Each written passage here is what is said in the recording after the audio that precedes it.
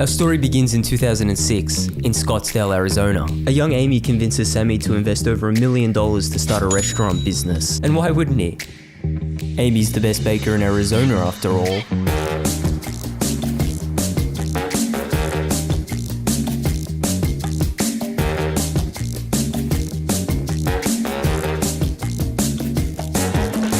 Sammy was put in charge of the front end of the store, while Amy took control of the kitchen. Cupcakes, cheesecakes, brownies, Amy could bake it all, and the town just couldn't get enough of her signature desserts.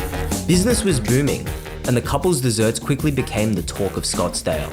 Local newspapers praised Amy's creations, calling them drool-worthy, inventive, and the best reason to visit Amy's. And for a single weekend, one newspaper even gave ABC the #1 spot in the entire city. A clear sign that the bakery wasn't just getting attention, it was becoming a genuine local favorite. For a brief moment, it seemed like Amy had done it. Her dream was finally taking shape. The once quiet bakery had become a local business story, and Amy was earning a reputation as one of the best bakers in the city.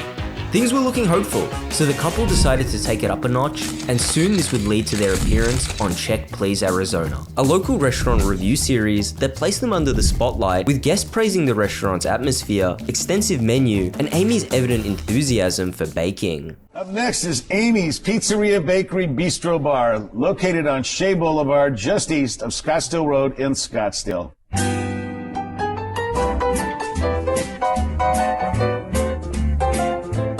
The concept of our restaurant is mainly farm-fresh organic food made from scratch. I just want simple, clean food that people enjoy. Farm-fresh organic food made from scratch. Now, lots of restaurants tend to cheap out on the quality of their ingredients, but not Amy. She uses fresh ingredients that definitely aren't frozen.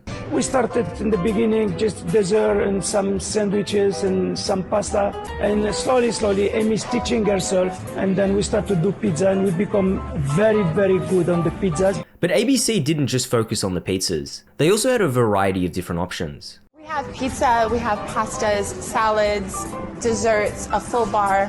We really wanted to create a concept that nobody else had in the valley. And just keep in mind that ABC wasn't tucked away somewhere quiet. They were surrounded by long-established neighborhood favorites, such as places like their rivals, Peter Jungle, which was just a stone throw away. ABC was the ambitious newcomer trying to stand out in a very competitive strip. I wanted to put in this area something European, something look like really when you go like you are in Paris or in Rome or in Milan. When it comes to customer service, Amy and Sammy were professionals. They really loved their customers and always went above and beyond to ensure quality service. We want everyone to feel comfortable. We've tried to build a really beautiful restaurant, beautiful surroundings, but we want everyone to feel very comfortable here. And for what it's worth, they did have their fair share of loyal patrons. People who genuinely enjoyed the food, bought into the atmosphere, and believed ABC was something special. I had the fettuccine with the chicken, and this is my second visit back because you make your own pasta, it comes out beautiful. I would come back again and bring friends. Very satisfied. Now, it's one thing to hear praise from a loyal customer, but to really understand how ABC stacks up against the competition, let's now hear from the qualified critics who actually review restaurants for a living, and see what they have to say. Now, Claire, this is your selection. Can you tell us why you chose this particular restaurant? The food is very good. I believe Amy studied in Paris, and her husband's from Israel. They're a very interesting couple. Her combinations of food are really good and very unusual in some cases, and the pastries are incredible. If you would like to try Amy's Pizzeria Bakery Bistro Bar, reservations are accepted but not required, and the average tab per person for dinner without drinks is around... Amy and Sammy were on top of the world, but that all changed in 2010 when one customer decided to leave a review that would change things forever. You're not closed yet, are you? No. Joel L. wasn't a frequent Yelp reviewer. In fact, his review on Amy's Baking Company was the only critique he ever left on the site. He stepped foot into Amy's Baking Company at around 8 p.m, having drove there to try their margarita pizza. Joel was immediately underwhelmed after his first bite, but hadn't really launched a harsh criticism on the pizza. Just said he didn't really enjoy it.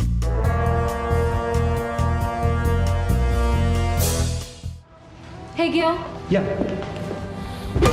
Okay, maybe that last part didn't happen. Amy doesn't have a history of violence, although she did spend over a year in jail for bank fraud.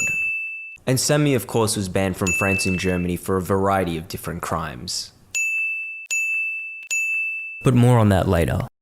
On the 1st of August 2010, Yelp user Joel L would state that, in retrospect, I should have known better than to step foot into Amy's baking company, as he would go on to outline his experience of being served a reheated margarita pizza, as well as customer service which would only be described as arrogance in its worst form. Joel L disliked his experience so much that he would end the 1-star review by saying, "I cannot for the life of me recommend this restaurant to anyone." However, this would gain the attention of co-owner Amy Buzaglo, who responded with a 441-word rant accusing Joel L of being sent by a competitor and calling him an ugly loser moron who should keep his ugly face and ugly opinions to himself. Dear Joel L, it is blatantly obvious to me why you were alone on Saturday night.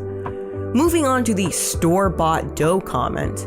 Please, my dough is made fresh every day from 100% organic ingredients. Perhaps your palate is not sophisticated enough to tell the difference.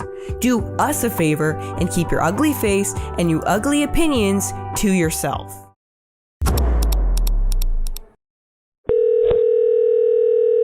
Good afternoon. Thank you for calling Amy's Baking Company. I read on a review that some of your food is frozen. Is that true? If people tell you to go jump off a cliff, are you going to do that too because you read it online? Maybe. Huh? Maybe. Okay, then I'm going to go write it online and I hope that you jump off a cliff, okay? Okay. It's going on YouTube.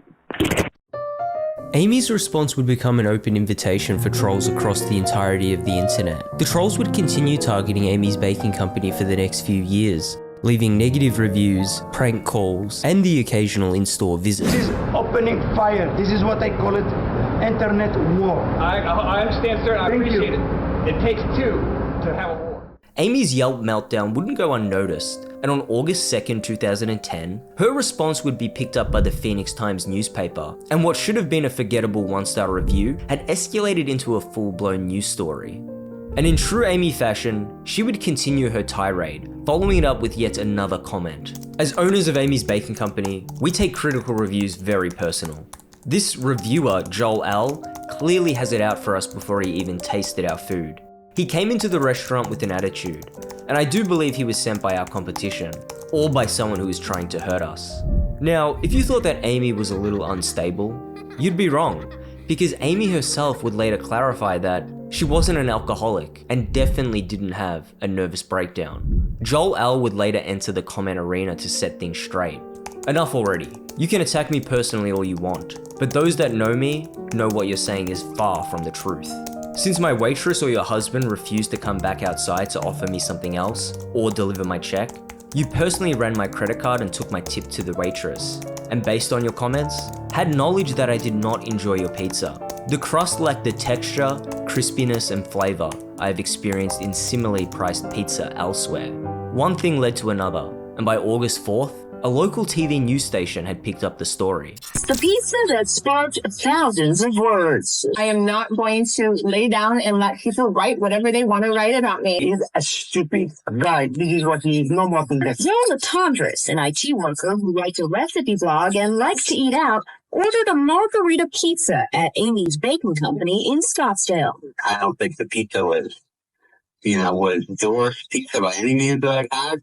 It was just how unwelcome I felt in the restaurant. What happened after can only be described as a virtual war of words. If somebody comes here and tries to attack me or harass us, I am going to fight and stand up for what I believe in 100% in my company. But when Amy shot back online, accusing Joel of working for a competitor, people took note. And although many have now vowed to never eat at ABC, Amy and Sammy say those people won't do this. They don't need this crumbs. This, vagabonds, you call them in French. We don't need them. Amy and Sammy would fight for many years on the front line, and it kinda got to the point where Amy and Sammy were putting more effort to feeding the trolls than they were their own customers. Is this how you treat the customers? I'm not a customer, I was looking at your menu, dude. I'm not gonna lie, It was a rough time for the restaurant owners. Sammy, being the front-end manager, would have to deal with the majority of the prank calls. ABC, good evening. Yes, hello. This is Special Agent Webster with the Federal Security Agency in Washington, D.C. And Amy, who I said earlier did not have a tendency for violence, was really starting to feel the heat. I am going to really hurt somebody if they send back my cake. But regardless of the hate and the criticism online, the pair still made it a priority to provide the best customer service in Arizona. 2 pieces not cooked enough. Put it again in the oven. Sure, I'll burn it for them. Eventually the pair had enough. They couldn't take it anymore, finally coming to the conclusion that there was only one reasonable option remaining. And that option was, of course, the Kitchen Nightmares reality TV show. You want to continue cooking? You shouldn't be anywhere near food. Fat. Twat. Yeah, you're right, you For Amy and Sammy, the reviews on their Yelp page had become personal, and they wanted to prove to the world that their restaurant served nothing but the highest quality food in Arizona. So they called in the camera crew and began filming the most genuine and honest submission video that Kitchen Nightmares producers had ever seen. Hey Sammy, Anna Garcia from Kitchen Nightmares, how are you? Kitchen Nightmares? Yes. Oh, good, yes. Can we come in and talk? Yes, you can come, Thank you yes. so much, thank you. From the moment the camera started rolling, Amy made her point extremely clear. In her mind, the problem wasn't her food nor the restaurant, but the trolls and online bullies who were obviously out to get them. And every insult she threw at them was completely justified and perfectly reasonable. On Yelp, horrible things were written about us that were not true. I retaliated and I told him what I thought about him. I told him that he was a loser and he was a moron, he was a tramp, and he wasn't welcome in my restaurant, and he's not. I have no problem standing up for myself. Can you film him? Do you see him?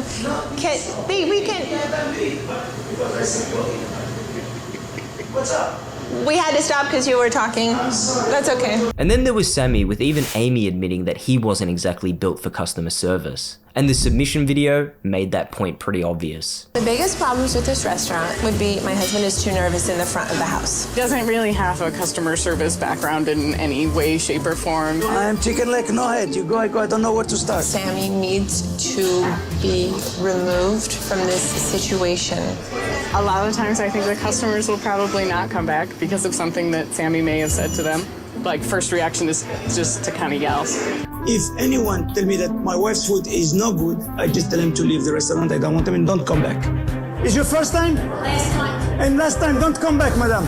Spectacular! My food is the best, I'm telling you. Amy and Sammy's submission video was like a reality show producer's wet dream. The pair had every trait that would make for an entertaining episode. They were loud, short-tempered, had a lack of self-awareness, and as an added bonus, Amy could speak multiple languages. I speak feline.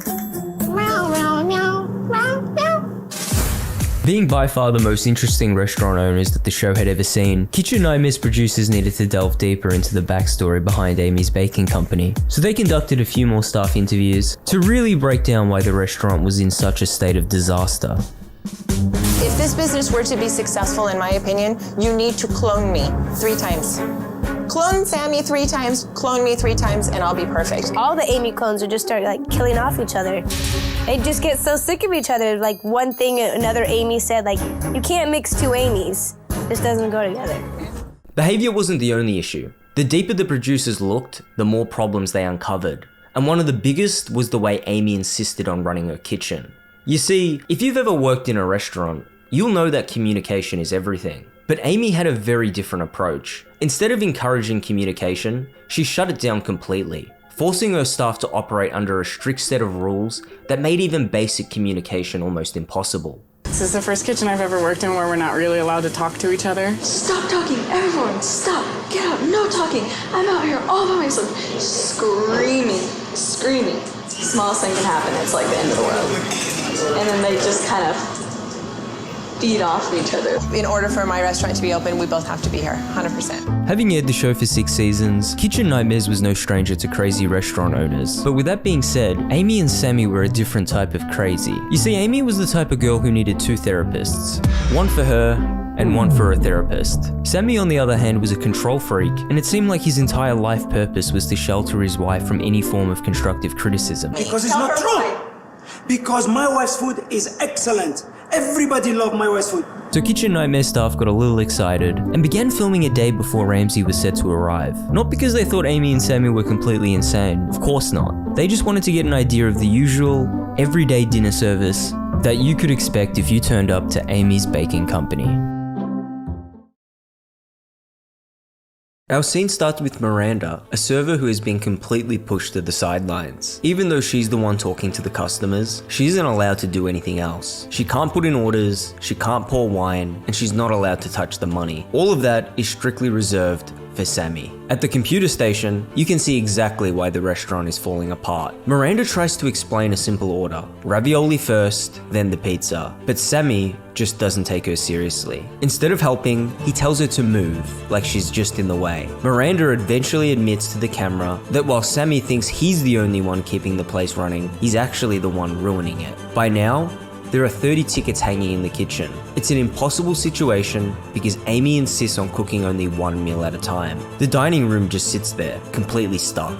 When a customer finally complains about how long it's taking, Amy doesn't apologize. Instead, she insults them, shouting from the kitchen that if a customer actually knew what good food was, they wouldn't be complaining. When someone asks to swap out a bad salad, Amy tells Sammy to tell them to f*** off, followed by a weird rant about how her food doesn't come from a can. When a pizza finally makes it to a table, it's a mess. Raw, doughy, and floppy. Sammy brings the complaint to the kitchen, but Amy just gets sarcastic, offering to burn the next one if that's what it takes to make people happy. She starts acting like a victim, claiming that customers aren't just hungry, they're actually starving people who showed up specifically to ruin her life. Everything finally explodes when a pair tries to leave after waiting an hour and a half for food they never got. Sammy's fake nice guy act disappears instantly. Yeah, you have a pizza, it's coming. You want to wait, you wait. You don't want to pay, what did you have? And you f*** from here. He calls the customers full of it and tells the kitchen to stop cooking everything. Kidding me right now? I'm kidding, I f***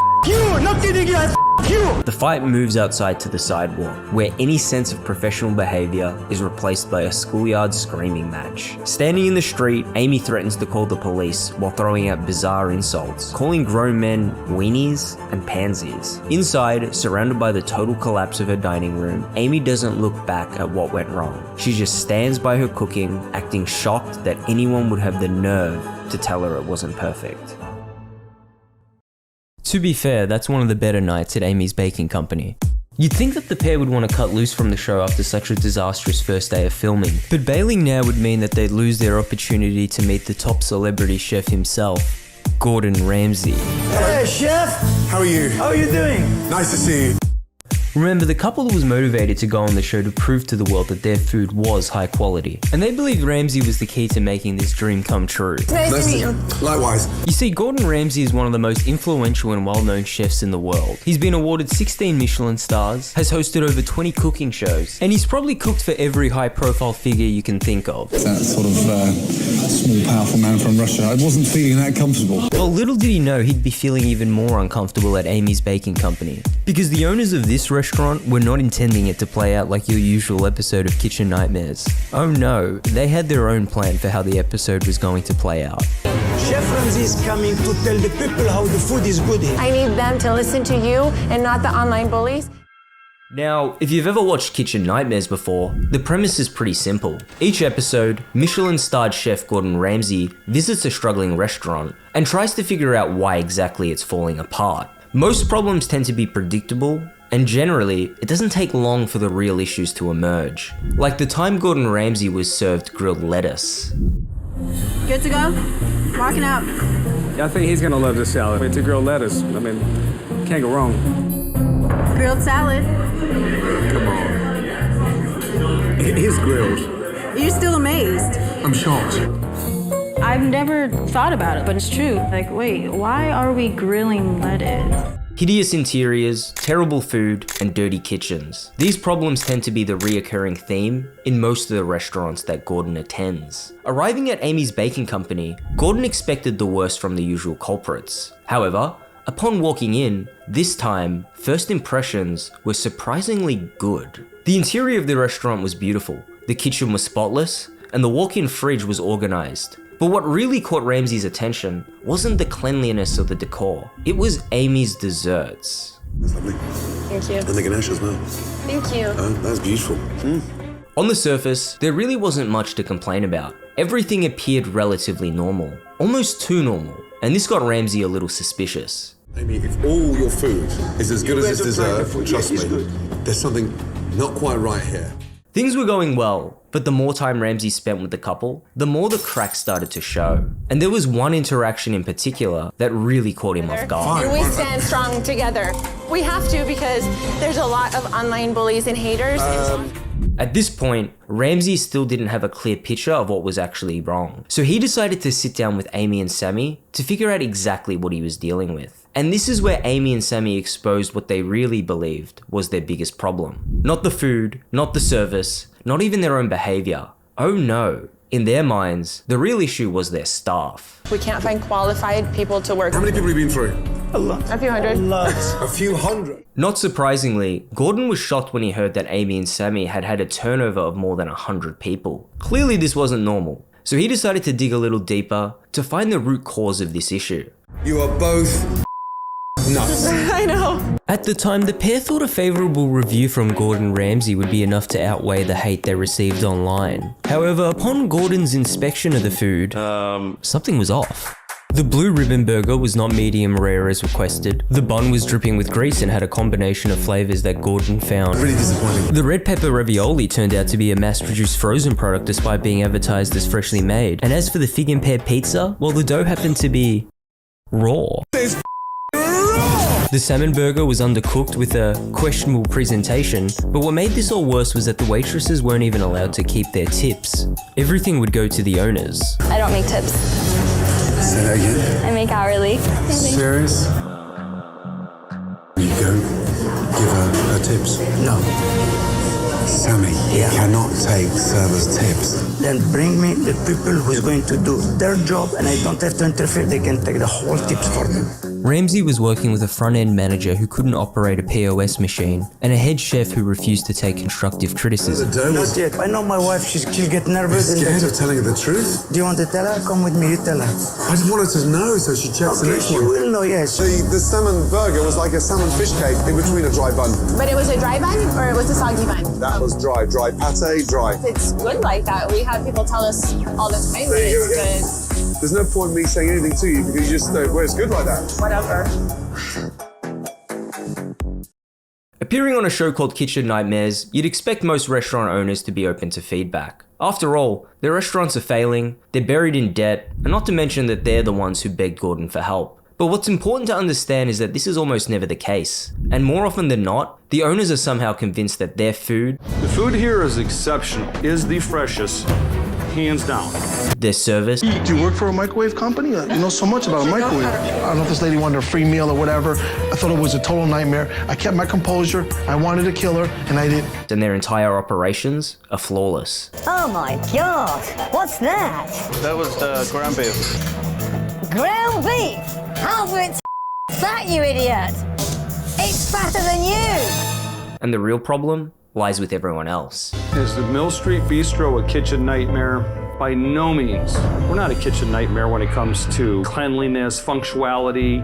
Are we a kitchen nightmare because we have no asses in the seats? Yes. Delusional owners are a common theme of kitchen nightmares, and Amy's baking company was no exception. By this point in Gordon's career, he'd already dealt with more than his fair share of owners who lived in a bubble where criticism simply didn't exist. Gordon thought he'd seen it all, but little did he know, Amy and Sammy were a different breed of crazy entirely, and nothing could have prepared him for what came next. But to put Amy and Sammy into perspective, it helps to go back in time and look at the angriest owner Ramsay had ever dealt with, a woman who nearly broke him. I think it's a beautiful restaurant. I think our menu is creative and the food is good. I don't know what's wrong. He is a complete psycho bitch. You're being a asshole. This wasn't like this. Hold on a minute. It wasn't like this. I don't run a kitchen like this. Hold on a minute. You're calling me a f***ing arsehole? I am. You stuck up precious little Let me tell you something. Oh boy, here we go. Listen to me. I'm not gonna listen to you. You're in denial. Having worked in the restaurant industry for 33 years, Abby genuinely believed she knew exactly what she was doing. And from the moment Ramsay walked in, it was obvious she wasn't interested in listening to anyone. And in many ways, Abby was the closest thing the show had seen to an early version of Amy. Both women believed their restaurants were flawless. Both treated criticism as a personal attack. And both escalated even the smallest issues into a full-scale confrontation. That's impossible. That's impossible as a crab cake. Stone cold. You're telling me I'm exaggerating? I think you're one of those customers that I would fire immediately. Yeah. You fire customers? I have. Okay. Ramsay was dealing with an owner who refused to accept even the most basic criticism. Every observation became an argument. Every correction turned into a personal attack. And eventually, things escalated to the point where Ramsay was ready to walk out entirely. Get the out of my restaurant. Get the out of my restaurant, please. Are you still here? Not now, guys, please. I would rather this restaurant close than have him in here. But despite the screaming matches, the denial, and the emotional blow-ups, Ramsay eventually broke through, and by the end of the episode, Abby, one of the most combative owners he'd ever dealt with, finally swallowed her pride and accepted his help. I absolutely loved Chef Ramsay. But while Abby eventually cracked and let Ramsay help her, Amy rejected it outright. Back at Amy's baking company, it was finally time for Gordon to see how the restaurant functioned under real pressure. Remember, Ramsay wasn't there to fix things, at least not in the minds of Amy and Sammy. The customer is not always right. As they were already convinced that their restaurant and food were perfect. They weren't looking for feedback, but validation from Ramsay himself. Because if they can get Gordon to say that their restaurant was amazing, they'd be able to silence the haters for good, and dinner service would be the perfect opportunity to prove that. However, it wouldn't take long for Gordon to realize that the real problem wasn't just the food, but Amy herself. You see, Amy had a sort of god complex where in her mind, she truly believed that her food wasn't just good, it was flawless. I believe that once Chef Ramsay tastes my food, he'll be able to tell that this is what God wants me to do. And no matter what feedback that Gordon gave her, all of this would be instantly deflected. And I do the pizzas. I have people tell me it's the best pizza that they've ever had in their life. Dinner service had just barely started, and already, Amy was having none of it. And instead of engaging with the criticism, Amy would shut it down completely. But aside from the lack of accountability, Gordon noticed something else that instantly caught his attention. Amy didn't employ a single male chef. Now on the surface, it almost sounded reasonable. However, in an industry that's overwhelmingly male-dominated, where roughly 80% of chefs are men, Amy's kitchen was an exception. Not by coincidence, but by design. And when Gordon pressed her on it, the explanation only made things stranger. The male chefs, their ego is too big and it's too little in my kitchen, so they leave. I show them the door. It didn't take Gordon long to realize that arguing with Amy was getting him nowhere. So instead, he decided to shift his focus elsewhere, namely the frozen raviolis. If you recall, Amy had spent the entire day insisting that her restaurant only served the freshest ingredients, which only made the discovery of the mass-produced frozen products even more confusing. Things weren't adding up, but to Gordon, the solution was simple. Do you know you can make these better? What? Yes, I can make them from scratch. No, but take them off. You would think that people would know better than to invite Gordon Ramsay to their restaurant and still be mad that he doesn't like their frozen food. But you'd be surprised. Frustrated, Gordon takes the frozen raviolis to the dining room and does a little survey. If Amy wouldn't listen, maybe the customers will. Unsurprisingly, the customers all agree with Ramsay to remove them. And Ramsay convinces Sammy to tell Amy herself, and it's here that we start to understand why Sammy never delivers any criticism to Amy. Okay, listen. Yeah. No more raviolis. No more raviolis and no more hamburgers and no more salmon burgers. People can only have cakes tonight. Okay. Okay? Gordon's face pretty much says it all, and honestly, who can blame him? Meanwhile, back in the dining room, orders were leaving the kitchen painfully slow, and the customers who did receive their food weren't exactly impressed. Despite Miranda knowing how to use the register, Sammy insisted on doing everything himself, a decision that ironically only slowed things down. Tickets weren't being entered correctly, the pressure on the servers kept building, and orders began going missing. However, despite all the hiccups, Sammy somehow remained convinced that he was the only one holding the place together. But Sammy wasn't the only one making mistakes, because back in the kitchen, as Amy was about to mix up an order number, a young Katie notices the mistake just in time, but makes the unfortunate decision of trying to help. 4B. No, 5B. Are you sure? You don't need to question me, Katie. You can go home right now. And while the kitchen was quietly imploding, a different kind of problem was happening elsewhere. Back in the dining room, Gordon notices Sammy pocketing a $10 tip, money that customers had clearly intended for the waitresses. Ramsay immediately confronts Sammy as tensions rise and Sammy turns defensive. When Gordon asks him whether he thinks the servers deserve their tips, Sammy doesn't hesitate in saying no because obviously they get paid hourly. Defensiveness turns into aggression as Sammy threatens Gordon and tells him not to with him. No. Don't with me. Yeah, I will with you. Yeah. think you are? By this point, things were already falling apart, and honestly, it was hard to imagine how the night could get any worse. But Amy, being Amy, wasn't quite done yet. When she noticed that Katie hadn't left, she launched into one final tirade, reducing Katie to tears, firing her on the spot, and making it very clear that questioning her authority would not be tolerated. I think, Katie, you can go. For sure. Wait for me, you don't work here anymore, okay? Don't start crying. And that was just day one at Amy's baking company.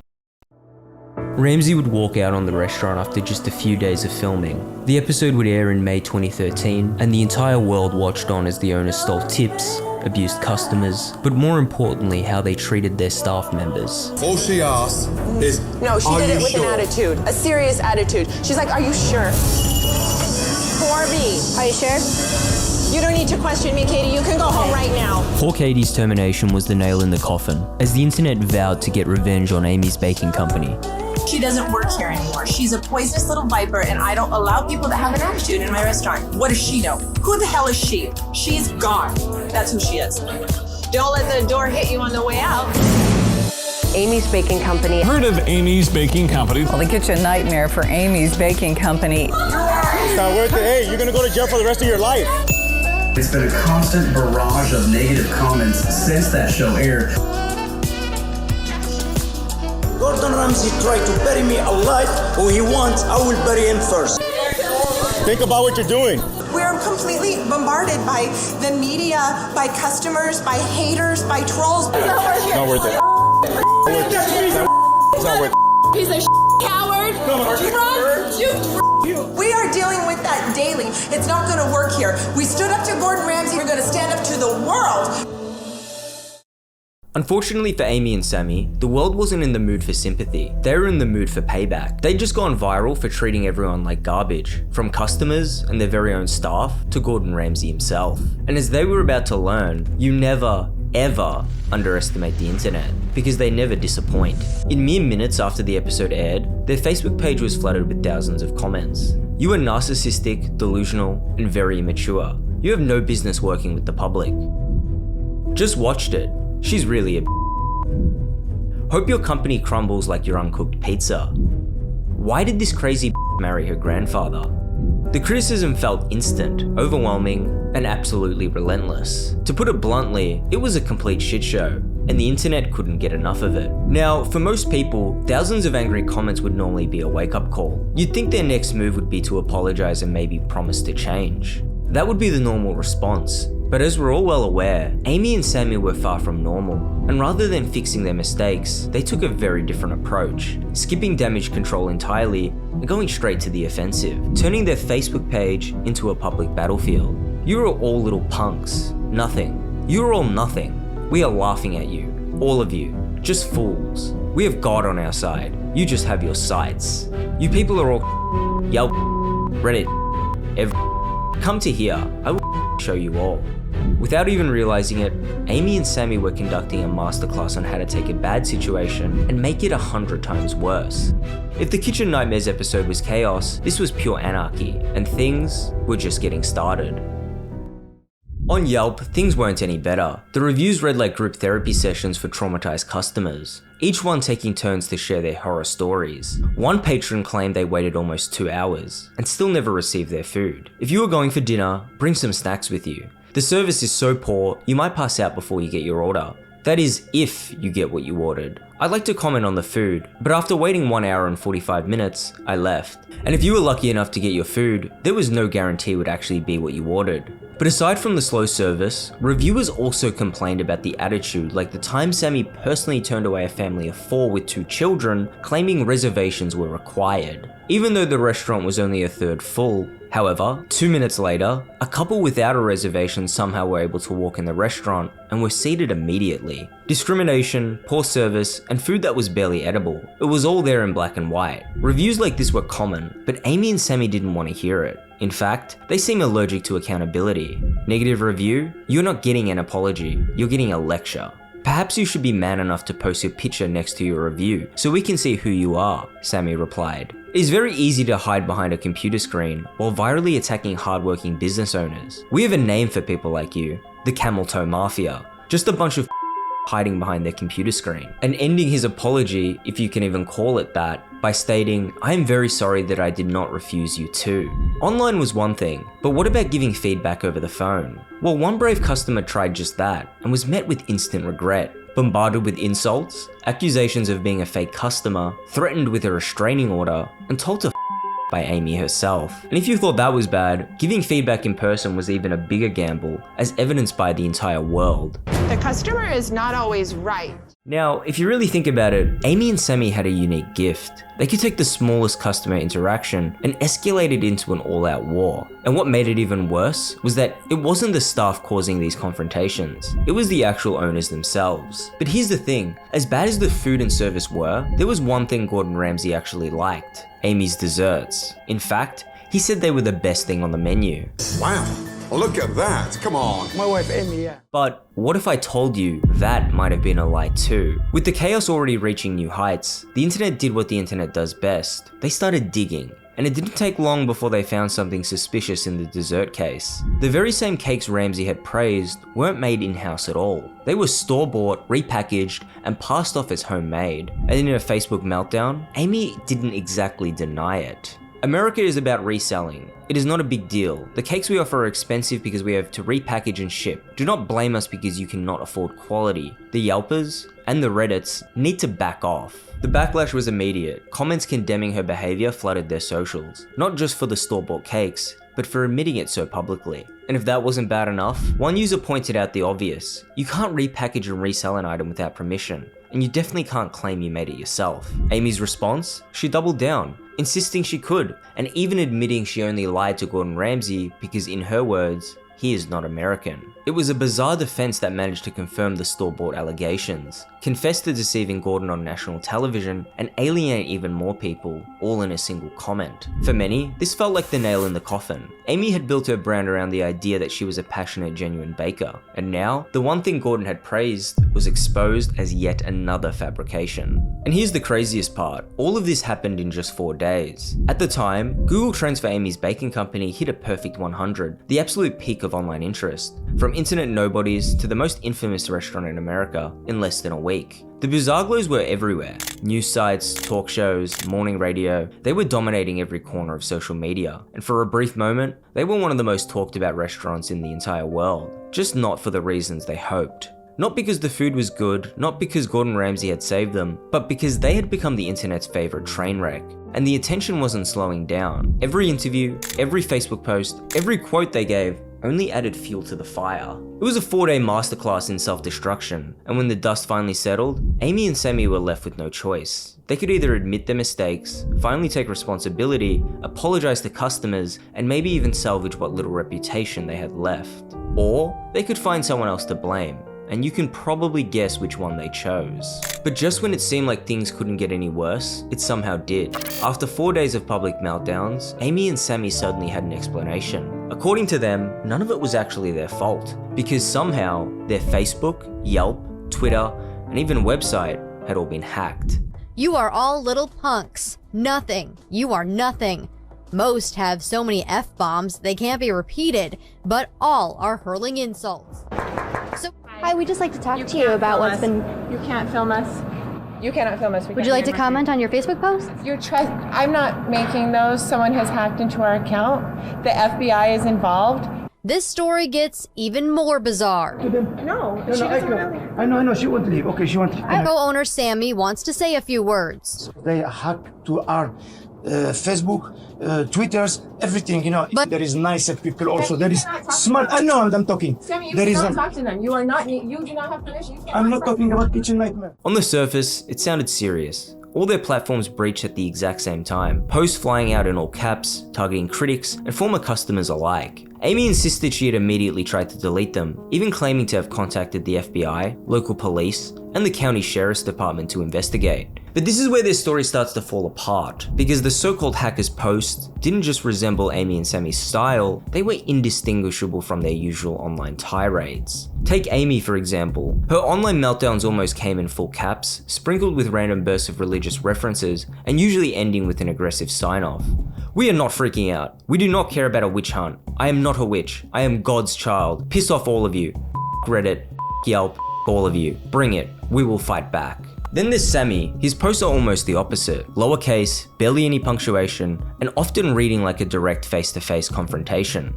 To all of the Yelpers and Reddits, bring it on. You are just come to Arizona. You are weaker than my wife and weaker than me. Come to my business. Say it to my face. Man to man. My wife is a jewel in the desert. You are just trash. Reddits and Yelpers just working together to bring us down. Pathetic.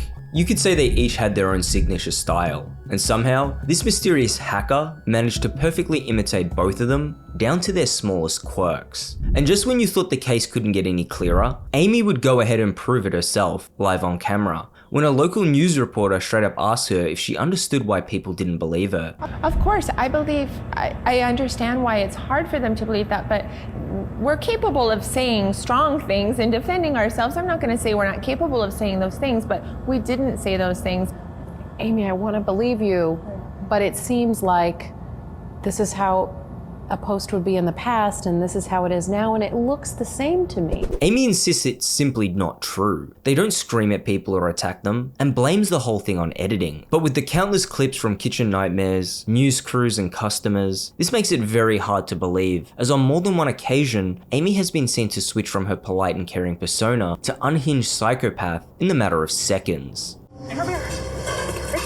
And if that wasn't contradictory enough, Amy would later appear in a follow-up Kitchen Nightmares episode, exclaiming the following. Every single post that was written calling people shit and making fun of them for not making money did not come from us. We didn't say those things. Now we are, because now you have lit the fire inside of us. So according to Amy, a hacker went out of their way to perfectly imitate their writing style, only for the real Amy to log back in and pick up exactly where they left off. Hacker or not, the damage was already done, but the story wasn't slowing down because while Amy and Sammy were busy blaming hackers, Katie, the very same waitress that Amy fired, had decided to take to Reddit where she could tell her side of the story. And within a mere 10 hours, Katie's AMA had already attracted more than 7,000 comments, with users grilling her about what it was really like to work at Amy's baking company. One of the first questions was about the kitchen. Was it always that clean, or did they go all out knowing Gordon Ramsay was attending? Katie's response surprised a lot of people, as she confirmed that Gordon himself had said it was the cleanest kitchen he'd ever seen. And according to her, that part was actually true. When asked what was the craziest thing she witnessed while working there, Katie didn't hesitate. She pointed to the very first night of filming when Sammy aggressively berated a customer for simply asking about his pizza. Although it was never shown on camera, Katie said the situation escalated so badly that police were called. Every diner was escorted out in the middle of service, and production ended up paying for everyone's meals. Viewers were also curious about Miranda, the other waitress from the episode. Katie said Miranda quit just 2 or 3 days after she did, and confirmed she'd been treated just as poorly. One moment from the episode that kept coming up again and again was the exchange during dinner service when Katie asked Amy, "Are you sure?" No, 5 beef. Are you sure? As there were some viewers who agreed that Katie was being sassy. But when asked about it, Katie pushed back, affirming that her intentions were actually good, and in a follow-up comment, she explains what the cameras never showed. According to Katie, Amy had messed up the same table's appetizer 3 or 4 times, in a row. The customers were getting increasingly agitated, and because Katie was their server, it made her look incompetent. So when Amy asked young Katie to run the appetizer out yet again, "Are you sure?" wasn't an attitude, but more so confirmation. A last check to make sure the dish was finally correct. When asked if she planned on attending Amy and Sammy's grand opening, Katie admitted that she was tempted, but figured she'd be kicked out almost immediately.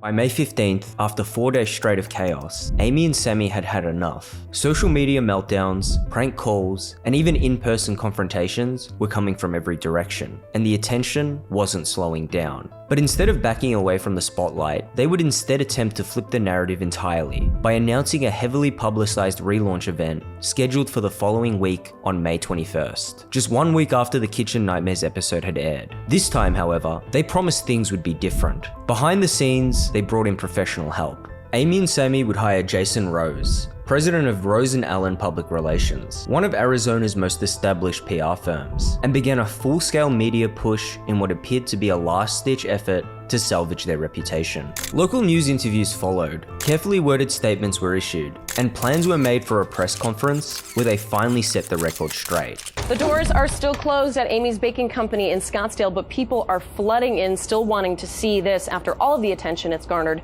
in the last 72 hours. But tonight we're hearing from one of the people who would not step foot in this building again. It's the hottest restaurant in Scottsdale, and for the second day in a row, no one can get a table at Amy's Baking Company. They're closed! Not this Mesa couple or this Canadian. I was kind of hoping to be open for the entertainment purposes. You wanted to go in and eat? I did not want to go in and eat, but I definitely, well, the desserts look good. Customers weren't allowed in, but I was around back without the camera. Owners Amy and Sammy Buzaglo, seen here, told me they've hired a public relations firm and are planning a grand reopening. Beyond that, they had no further comment. The messaging around the relaunch was carefully chosen. This wasn't framed as an attempt to apologize or de-escalate the situation, but more precisely, it was positioned as a test, a public showdown where customers would be asked to decide who was telling the truth. Amy's Baking Company will host a grand reopening following unflattering portrayals on national television, where customers will be able to decide who is correct. A famous celebrity chef in the name of Gordon Ramsay or the local marketplace. Diners will also have the opportunity to meet and judge for themselves the character of owners Amy and Sammy Buzaglo, who have devoted their lives to and earn their living from their small restaurant. This wasn't an apology, it was a challenge, and in the very same interview where the relaunch was being promoted, the narrative took an unexpected turn when a familiar face entered the frame. Outside, the number of gawkers was growing. You can't buy this kind of advertising. But across the way, we met a woman who'd rather not return to Amy's. She's Katie Cipriano, the waitress Amy fired on reality TV. None of it was scripted. She says the camera caught the truth of what it was like working at ABC, and that those ugly moments created a lot of curiosity. I think they just want to see if Amy's going to have the same reaction, if she's going to have another meltdown. On May 21st, Amy's will host its reopening celebration. Their PR team calls it a chance for people to experience the couple and their food for themselves. Believe it or not, Katie would love to make a reservation. I wish I could go to it. I just want to see what it's going to be like. I think it's going to be another Kitchen Nightmares round 2. As part of their grand reopening celebration, staff at Amy's say they will donate some of the proceeds to a charity that works on educating people about cyberbullying. Tickets for the grand reopening sold out almost immediately. Not because demand was overwhelming, but because getting one was as simple as sending an email. With no real verification in place, tickets were quickly snapped up by people out of state, many of whom had no intention of attending at all. Before long, tickets for the event began appearing on resale sites like eBay, some listed for hundreds of dollars. At the same time, Amy and Sammy continued their media push. Later that day, they sat down for yet another interview. And this time, Amy's tone was noticeably different. We welcome the people that doubt us. What lessons have you learned? You know, our behavior that night, it was not right. We don't make excuses for our behavior by any means. I wish I could go back and change it. I don't want the world to know me as crazy or the names that they've been calling me at all. That's not who I am. They saw me at my worst as a cornered person who felt like I was fighting the entire world. This is what everybody saw. That was my meltdown. On paper, this was exactly what reputation repair was supposed to look like. A PR firm, media appearances, controlled messaging, public remorse, a symbolic reset. But there was one major problem with this entire strategy, one that Amy and Sammy never mentioned in a single interview. By appearing on Kitchen Nightmares, they had signed a legally binding non-disclosure agreement, or NDA for short, that strictly prohibited them from speaking about the show without prior approval. If you speak about the show without Upper Grounds and Fox's prior approval, and if you disparage the show, its hosts, or its producers, you will breach your obligations under paragraph 10 of your personal release and paragraph 14 of your participant agreement. In other words, the very thing Amy and Sammy kept promising, setting the record straight, was something they were never legally allowed to do. And if they dared to continue with their antics, it would be costly, carrying financial penalties of up to $100,000 each. May 21st, 2013, the day of the relaunch, had finally arrived. After a full week of build-up, Amy and Sammy were ready to show the public who they said they really were. Many arrived expecting chaos. Others came out of pure curiosity, waiting to see what would happen next. Is it reservations only? Not really. But as the night unfolded, the spectacle people had imagined sadly never came. Instead, the event had landed with little fanfare. Accounts from attendees at the time described it as a quiet and underwhelming experience. Amy and Sammy remained on their utmost best behavior throughout the evening, and none of the confrontations or scenes people had anticipated ever occurred. In a Vice article titled, "Amy's Baking Company's Grand Reopening Nearly Bored Me to Death," one reporter summed up the atmosphere bluntly. People live tweeted, but there wasn't much to report. According to a few patrons I chased down on their way back to their cars, the food was decent and everything was calm inside. The restaurant was about 3/4 full. The Olive Garden down the street was about as fascinating. The article also noted a series of unconfirmed rumors circulating among attendees that night. The rumors, which I can't confirm, were a little more bizarre. According to one chick, no one was seated outside due to death threats, and patrons were frisked for weapons before being allowed inside. According to another kid, all the new employees were screened, and only those who hadn't seen the infamous Kitchen Nightmares episode were hired. And by the end of the night, the mood was less outrage and more disappointment. I came here for a show. Where is it? For Amy and Sammy, the relaunch was meant as a reset, a chance for them to regain their customers' trust and prove to the world that they weren't the controlling, intimidating couple they were made to appear. But not long after, something else would begin circulating. Something online that would undermine everything they were trying to prove. An internal employee contract had been leaked from inside the restaurant. It wasn't a rumor or a secondhand account. It was a written agreement employees were required to sign before they were allowed to work at Amy's baking company. And once people started reading through it, a lot of what seemed chaotic suddenly felt way more deliberate. At first glance, some of the rules looked fairly standard. One clause banned cell phones during shifts, while another required employees to dress appropriately and follow strict hygiene protocols. And for a restaurant, this was expected. However, as you kept reading, the tone began to shift. One clause stated that employees were not allowed to bring purses or bags into the restaurant, and that upon leaving, Amy and Sammy had the right to inspect any items they carried with them. It wasn't framed as a precaution. It was written as consent, and by signing, employees willingly agreed to be searched. Another rule allowed the restaurant to deduct money directly from your paycheck if food or plates were broken due to what the contract described as direct negligence. In regular restaurants, mistakes were harmless accidents, but at Amy's, mistakes didn't just end a shift, they followed you home. And the control didn't stop there. According to the contract, holidays and weekends were mandatory. Missing a shift wasn't just frowned upon, it came with a $250 penalty. As the contract continued to circulate, it soon made its way to Reddit, and in a thread titled, "Here's a rundown of the ridiculous employee contract at Amy's Baking Company," users began dissecting the document, breaking it down line by line. Reactions would range from confusion, disbelief, and frustration. However, the overall sentiment was unmistakable, with another user questioning whether the contract was even legal in the first place. But towards the end of the document, one clause stood out the most as alarming.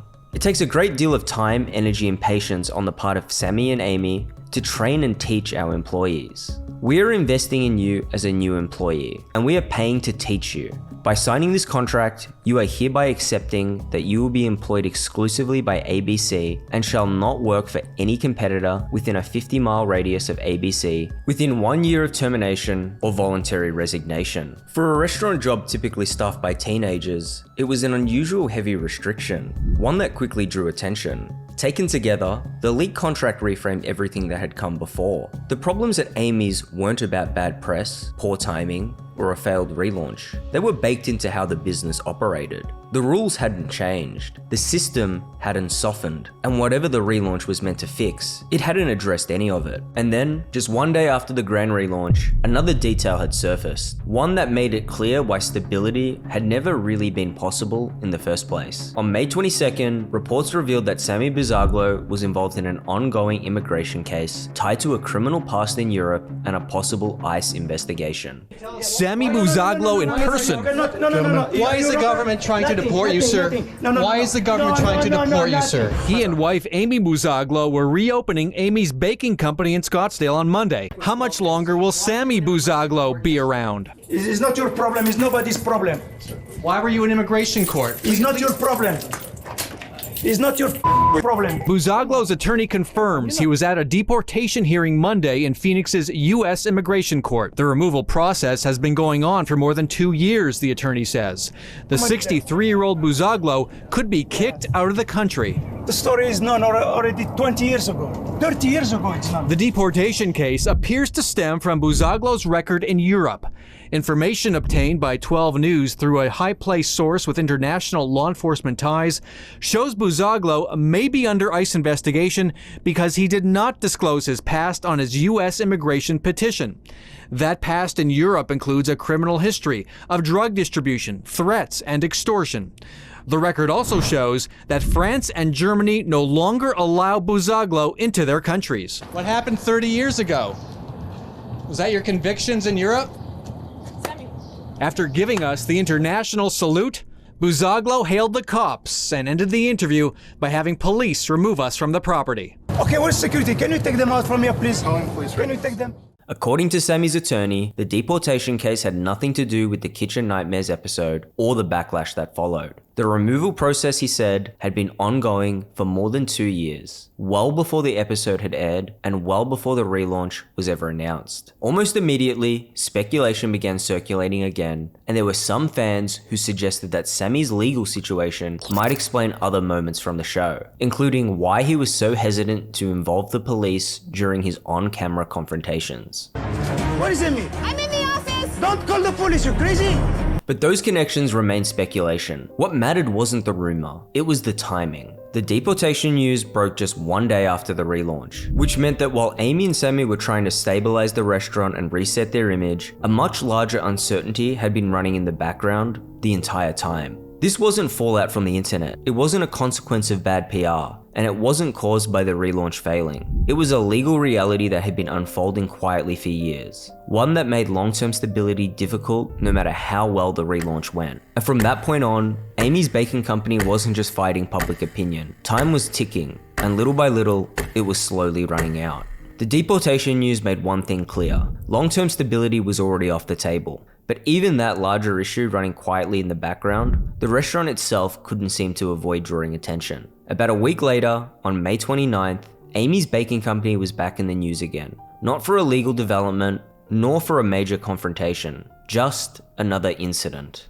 Well, just when we thought this controversy was fading, that Valley couple that got national attention for the very unique way, I guess that's a nice way to put it, that they run their restaurant, they're actually making waves again. Yeah, you heard of Amy's Baking Company, the Scottsdale restaurant, getting national attention when it was featured on Gordon Ramsay's Kitchen Nightmares. Well, people took to Twitter and Facebook and ripped on the owners for the way they responded to the criticism. Well, they're allegedly at it again, and this time it's actually in response to 3 reporters with the Phoenix Business Journal who say they found some bugs in their drinks. ABC 15's Marianne Resendez has both sides of this story. We were curious.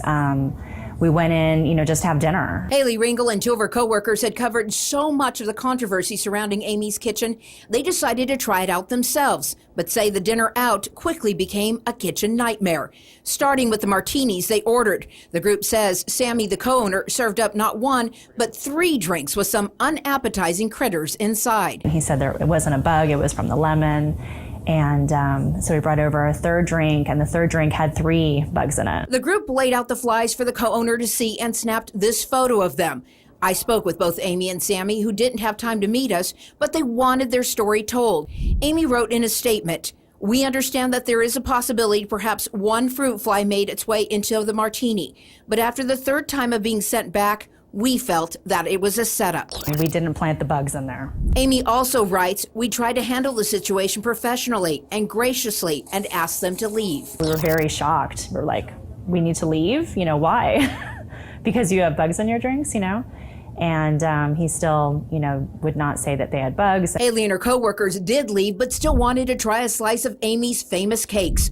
They had a waitress from a nearby restaurant pick it up, only to find a fingerprint in the frosting. Amy's response, quote, "I can only hope for their sake whoever did stick their finger in it didn't double dip, because it certainly was not us." On its own, it wasn't a serious scandal, but by this point, that almost didn't matter, because the story followed a familiar pattern: a complaint, a denial, and then an explanation that only seemed to invite more ridicule. Fruit flies in drinks became a setup. A fingerprint in frosting became someone else's fault. Even minor issues were met with the same defensive posture, and to the public, it no longer read as bad luck, it read as consistency. But the story didn't end there, because shortly after the segment aired, the same group gave another interview, and this time describing the encounter in their own words. We honestly went in with, let's see if the food is really as people say. One of our friends ordered a drink, got it, noticed that there was something floating in the drink. It had 3 fruit flies in it. We called Sammy over and he got really upset and he said there are no flies. He never even acknowledged that there was anything wrong. I said to him, we didn't bring flies in our pockets with us. And he just said, you have to go, you have to go, you have to go. We thought they would kind of wanting to be, pleasing everybody and wanting to have the customers and, but they were exactly like we thought they were. By the summer of 2013, the chaos around Amy's Baking Company hadn't disappeared. The outrage was still there. The memes were still circulating, and rather than stepping away from the controversy, Amy and Sammy became incorporating it. Sometime around August, merchandise began appearing on their website. T-shirts and hats printed with the very phrases that had made the restaurant infamous. Quotes lifted directly from on-camera meltdowns, catchphrases that had originally been shouted at customers, now repackaged and sold back to the internet. There were shirts that read, "Here's your pizza, go f*** yourself." While others leaned into the exaggerated version of themselves the internet had already created. Prices hovered between $25 and $30. And this wasn't a throwaway joke. It was a full storefront, supported by a photo shoot with Amy positioned front and center. The message was hard to miss. This wasn't an attempt to calm things down. It wasn't a step away from the controversy. It was an attempt to own it. And that only made their earlier claims about wanting to move on harder to believe. Because when a business starts selling the backlash itself, it's no longer treating the chaos as a problem. It's treating it as a product. And while the internet could laugh, buy a shirt, and move on, the restaurant couldn't. And by that,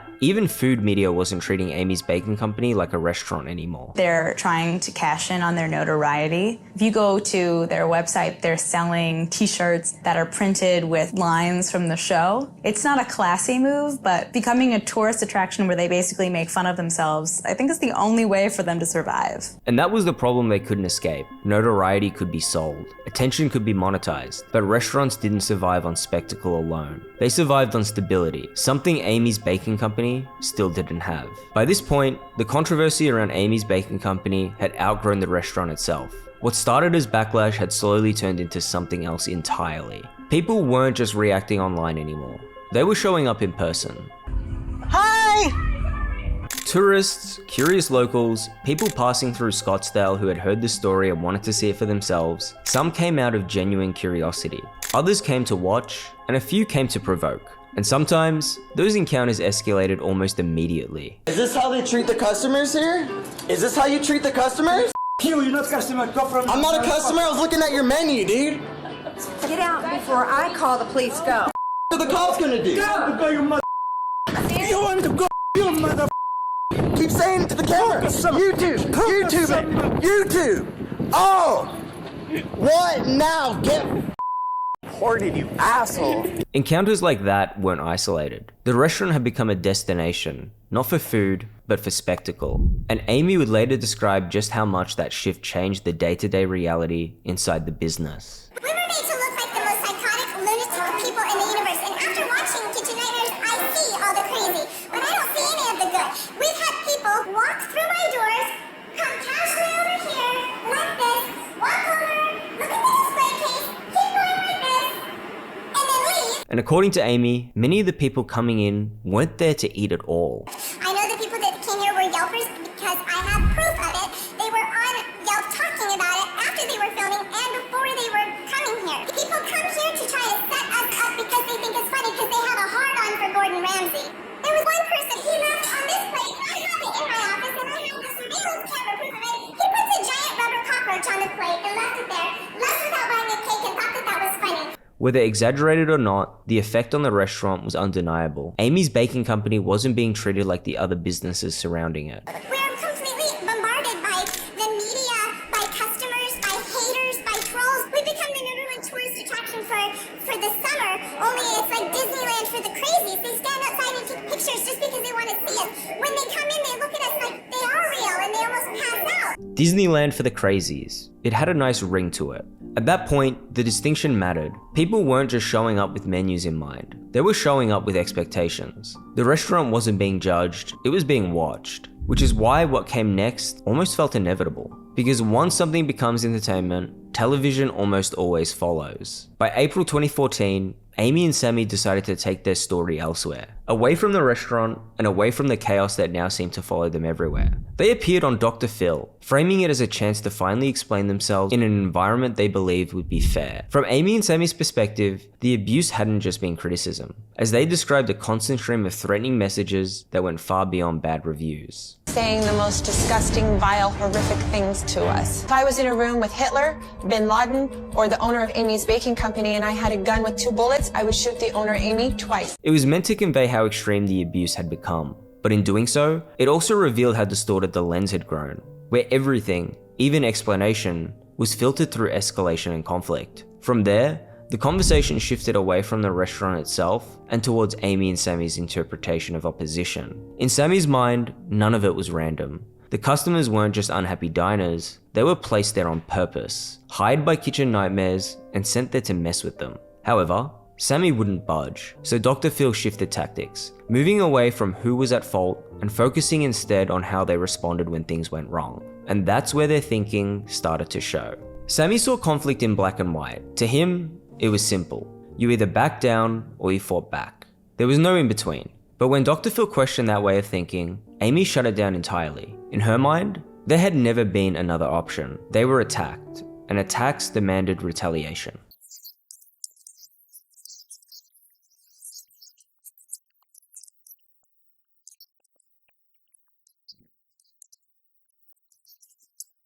And that, more than anything else, explained why nothing ever changed. Because if every interaction is treated as an attack, and every attack demands a fight, then conflict isn't a phase, it's their default system. And by September 2014, just a few months later, that way of thinking stopped being confined to interviews and arguments, and pushed things into dangerous territory. They're at it again. The owners of Amy's Baking Company in Scottsdale caught on camera in yet another confrontation, this time TMZ posting video of Sammy Buzaglo threatening to kill a customer with what looks like a knife.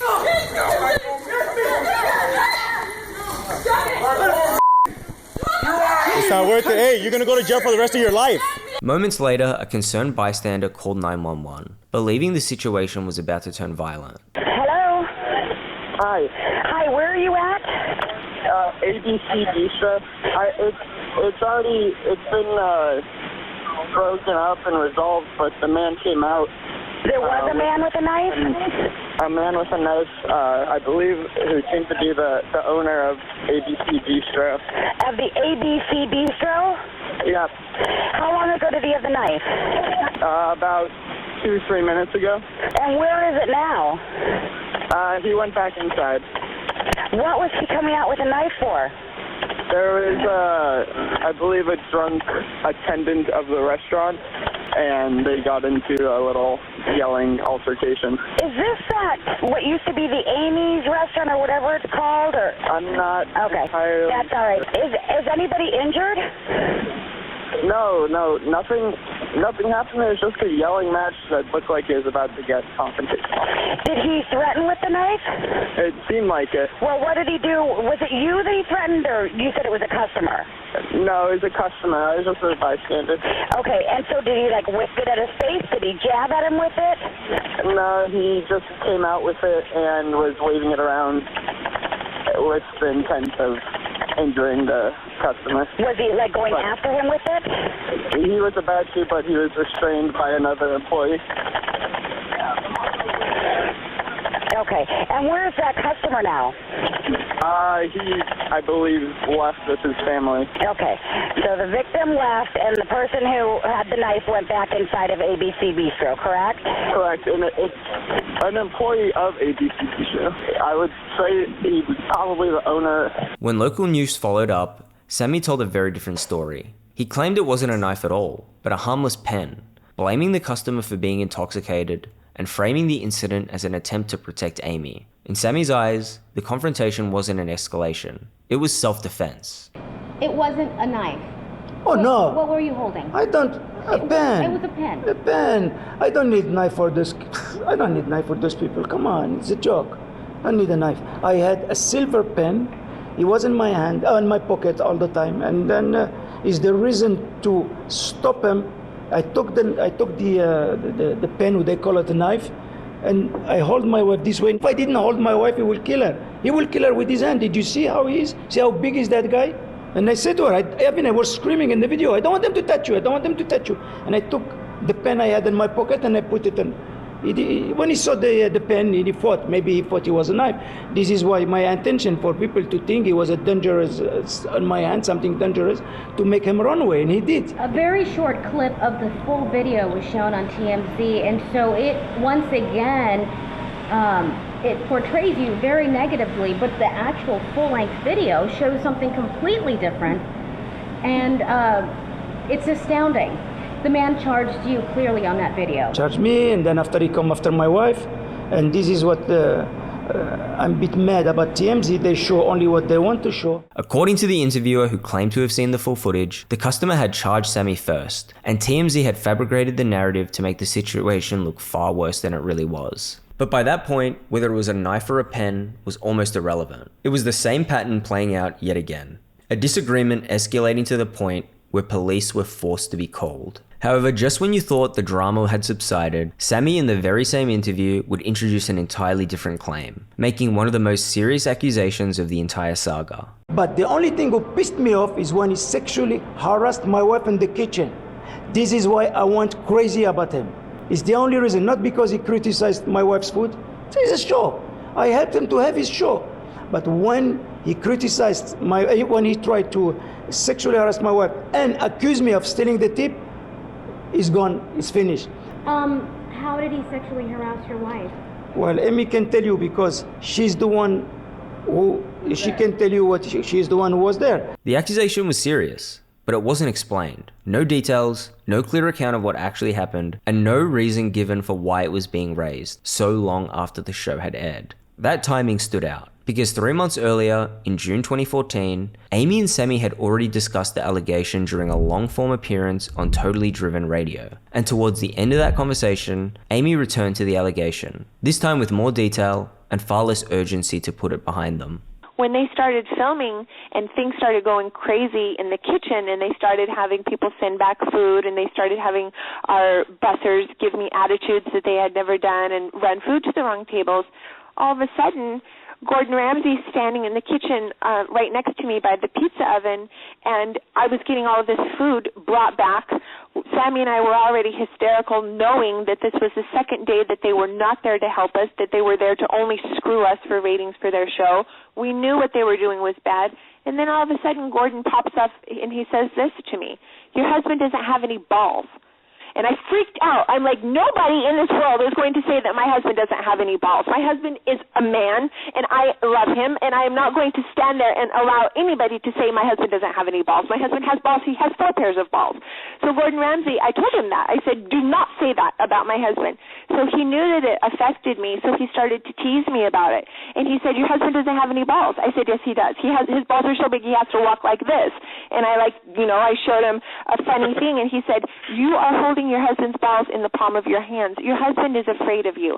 And that is when I went nuts. I said, my husband is not afraid of me. He's not afraid of you. He's not afraid of anybody. Leave me alone and stop talking about my husband's balls. Stop harassing me about my husband's balls. That's it. So then he does this to me. What do his balls feel like? Are they big? Are they hairy? He doesn't have any testicles. What are his balls like? And he gets down like on his knees, like puts his arms up in the air like he's cupping his hands in the air, looking like for me like he's holding Sammy's balls or something. Like really a clown. And I got really offended, and at that exact moment, all of the pressure from the last 2 days hit me. And I started crying, and I told him, I don't want to talk to you about any of this. And then he started teasing me for crying. He said, oh, you're going to cry now? You're going to cry now? Poor baby. And then I told him to f*** off and get out of my kitchen. July 10th, 2015.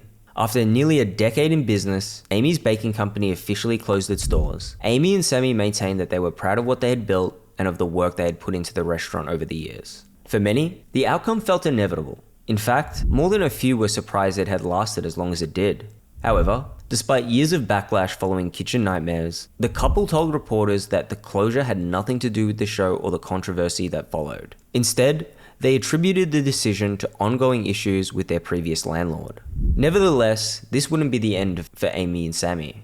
In September 2016, the couple would decide to leave their home in Arizona, and relocate to California to start a new chapter. Tell us about the move to Los Angeles. Well, we sold the restaurant, like I said last year. We sold it. We didn't lose it. We didn't shutter it. Okay, all of the media, they've shuttered, and it's like, no, we sold it, and we came here to California, and we are getting ready. We're not quite ready going to announce exactly what we're doing because we're going to keep it a little surprise for now, but we are getting ready to be everywhere.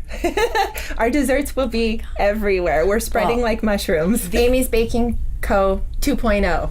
Amy's on the go. And so the end begins. In California, Amy and Sammy initially found success, selling a line of cannabis-infused desserts. It was an unexpected direction, and for a time, the couple enjoyed their new life, seeing it as a chance to step away from the past and reinvent themselves. That stability, however, wouldn't last. In September 2018, Sammy, an Israeli citizen who had been fighting to remain in the United States for years, finally lost his long-running immigration battle, bringing the couple's final attempt to stay in the country to an end. We had been fighting Sammy's immigration case already since 2008. Kitchen Nightmares, they put like a spotlight on us, and we had to go to immigration court and be told that we were being deported the day after Kitchen Nightmares aired. He had to pay over $250,000 to immigration attorneys. He lost all of his appeals. In 2018, he was ordered to leave America, and he did, and I followed him. After relocating to Israel, Amy and Sammy settled in the coastal city of Netanya as they began their latest chapter. From there, Amy once again focused on her baking, developing new recipes while also planning to open a small bakery beneath their apartment building. She also continued creating content online as the couple adjusted to a much quieter life. May 21st, 2021. 8 years after the infamous episode aired, Amy and Sammy gave what would become their final interview as a couple.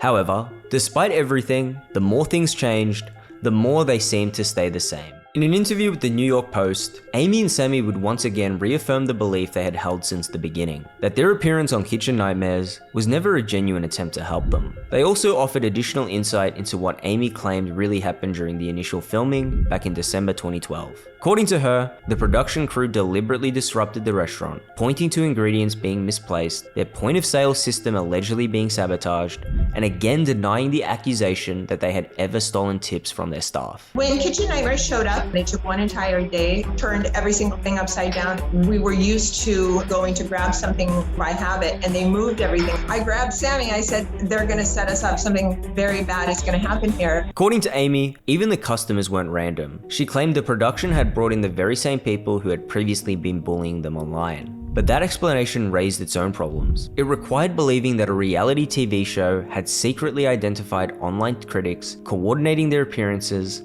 and engineered an entire dinner service around them, all without a single participant ever coming forward to confirm it. And nearly a decade later, that belief still hadn't shifted.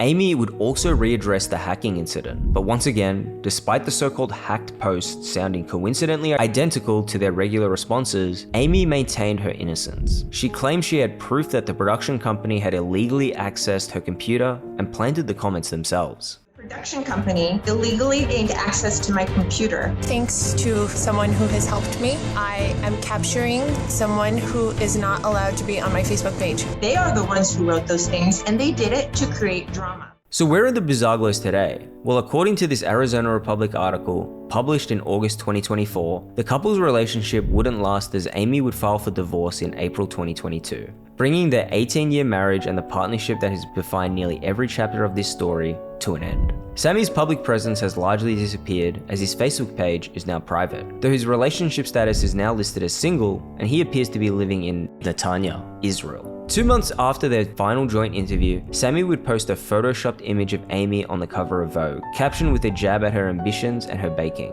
It's the same girl Amy from Amy's Baking Company. She wanted to be a fake model like her pastries, and for many, this felt like a final confirmation of the long-standing allegations that her cakes had never been homemade to begin with. Amy, meanwhile, returned to the United States and settled back in Arizona.